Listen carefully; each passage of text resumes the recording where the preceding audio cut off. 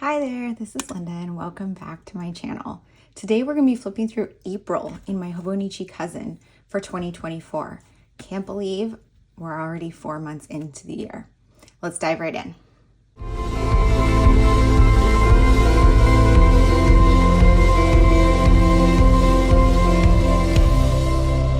Okay, so to start out, I'm going to flip to my trackers. I'm still using these to track my hobbies and just kind of making sure that I'm making time for the hobbies I want to work on. You can see that I read almost every single day, and in April I only missed a couple of days here. And then on my next most prominent would probably be journaling, scrapbooking, and video games, which is playing on my Switch. I definitely go through phases with my Switch. So here you can see I did it a lot, but like over here there's like huge gaps where I don't do it. I'm also that way with cross stitching, and I'm kind of like on and off right now.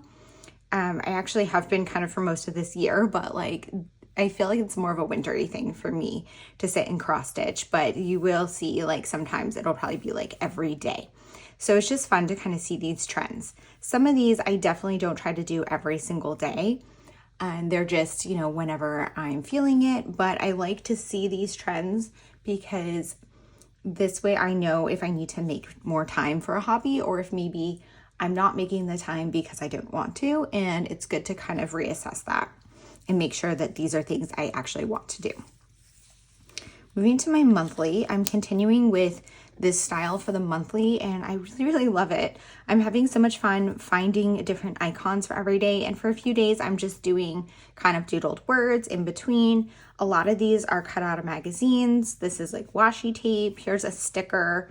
There's some stickers from various sets I have, or rub-ons. I think this one's a rub-on. So it's fun to kind of just go through my stash of both stickers and cut through magazines and find things that kind of represent the day. So sometimes I'm trying to find something that kind of fits what happened that day. So like this day I packed to travel, this day I was on the road. So I have that, you know, sometimes if there's a bigger thing, like there's a retirement party this day for my boss, I wanted to note that. So I used text to do that instead. Then moving to the weeklies.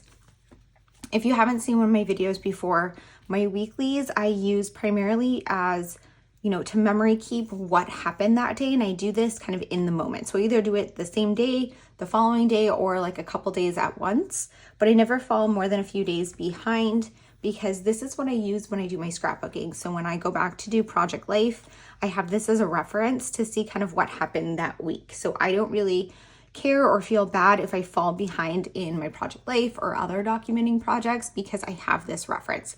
This is the one thing that I make sure to stay on top of as much as possible.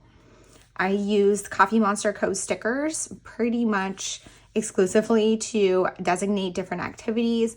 I like other brand stickers, but I really love these, just kind of, they all go together. I have purchased some other ones. So I recently purchased these stickers when I was in a small scrapbook store called Paper Plus Cloth in Toronto. And they're super cute, but I don't like them with the Coffee Monsterz Co. So I'm thinking one week I will use these instead. But that's kind of my struggle with bringing in other brands, is that I like that these are all one aesthetic. I always put washi on the page, so you can see I have washi across the page. And then this week I did these like gray bubbles to add a little bit more focused text, and I really like how that turned out. I don't know why I didn't keep really doing that. This week back to just my standard, and this is just like super easy for me. Going through the stickers and adding the text in doesn't take that long, just a couple of minutes every day.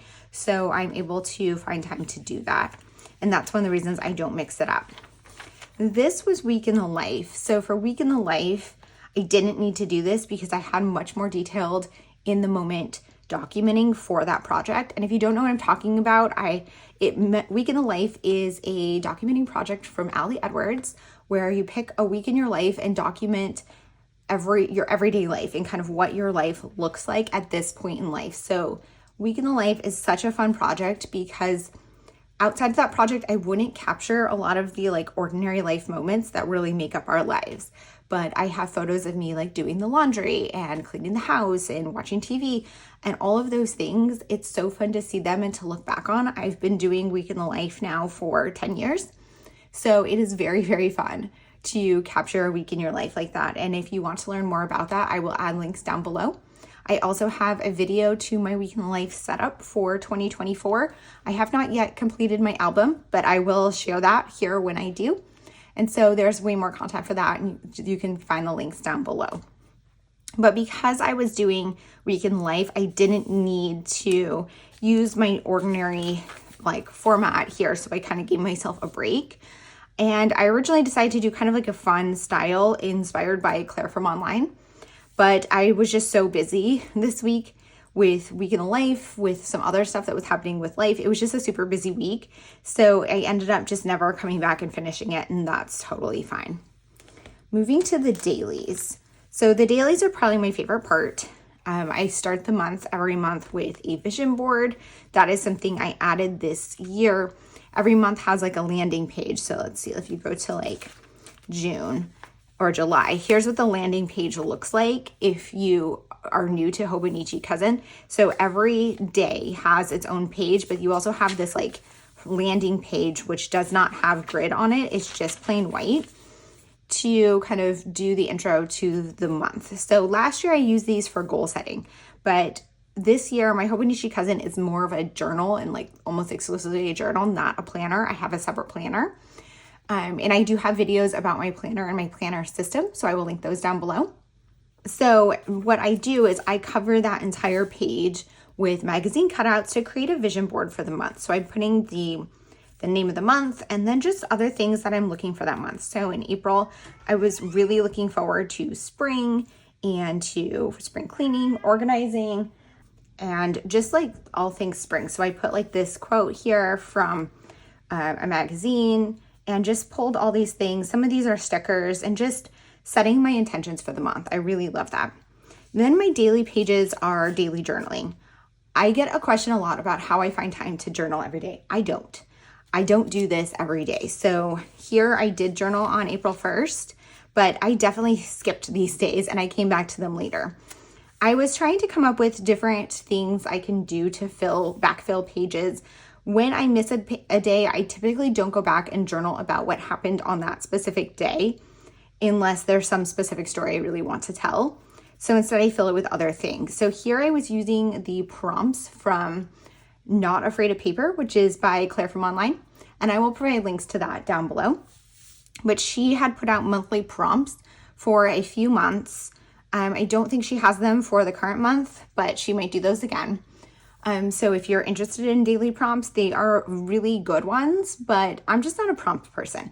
I tried, you'll see, I fall off of them, but I decided I was going to do all of them was my initial intention. Prompt 3 was to create florals. So I was going to come back and do that and I never did. That's okay. I've been doing a scrap page every month. I don't have one for May yet, but we'll see. But this was just like random scraps from different projects I'm working on, an empty sticker sheet, a sticker. It's just kind of like the vibe of the month. I enjoyed that. Then here I had some journaling from the day and filling in. Here's another prompt, just random things. I'm loving adding in text from magazine cutouts, more of the prompts. I print a lot of memes and things I see online out, and then I adhere them in here.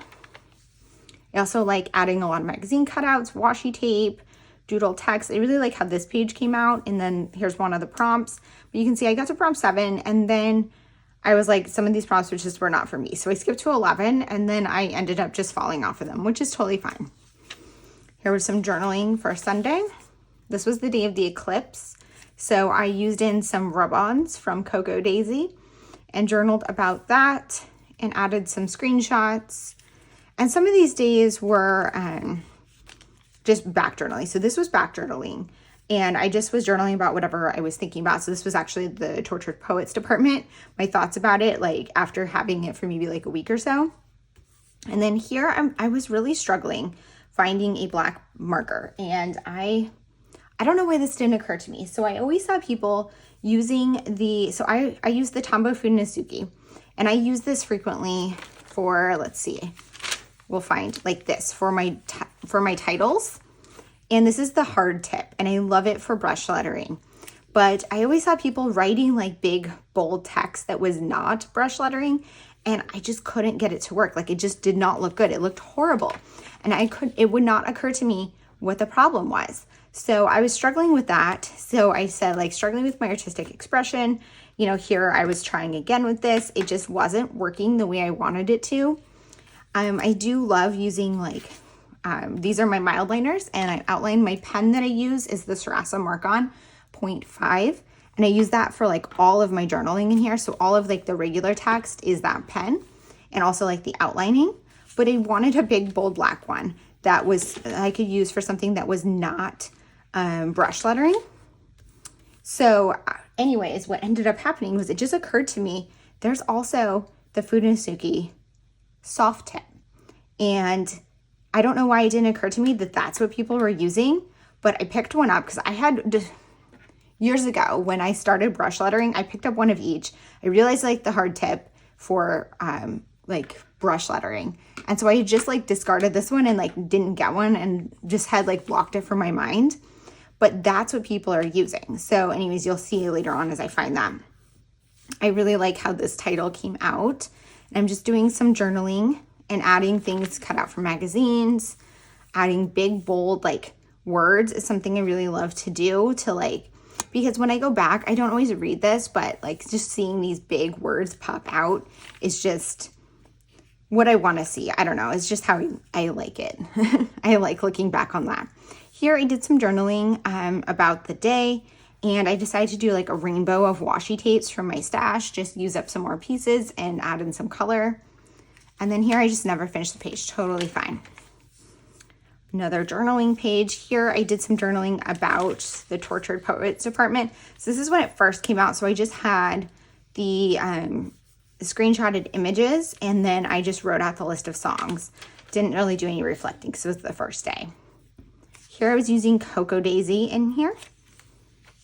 And then this was the first day of Week in the Life. So my plan was to just kind of do a little bit of journaling in here to keep track of some of the things I wanted to document in that project. But that project is so time consuming. And like I said, this was a super busy week. I just completely fell off my journaling, which is fine. I had come back and added some journaling in here. This was from like a YouTube video I was watching, just adding in some notes and everything. Last year I had used my Hobonichi Cousin as like a catch-all for everything, and that didn't really work for me, but I'm kind of surprisingly going back to that in terms of notes and ideas and things. I just don't like using it for a planner because I do think I need a functional planner that's separate.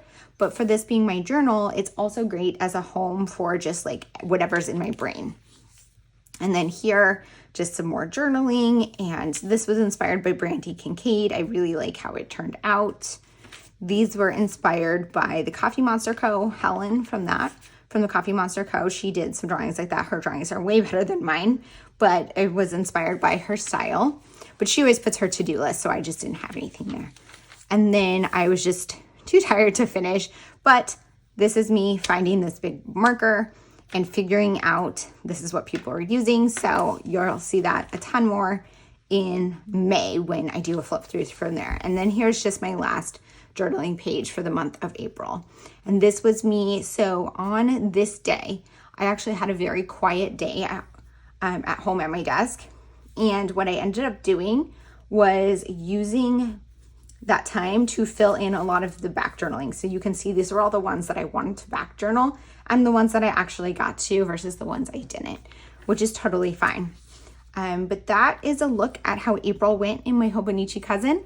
I'm still going strong with this journal. I think in May so far, I've been kind of in I definitely ebb and flow with this, and I've been more in like a flow where I'm enjoying it. But in April, I definitely had some ebbing until the end of the month. But I like that it's a realistic picture of my life. It's also really bulking up. Look how thick this thing is getting. It makes it a little hard to write, but I also love seeing it at the end of the year with a completed journal. Thank you guys so much for watching this video. If you have any questions or comments, please leave them down below. And as always, I hope to see you guys all in the next one. Bye.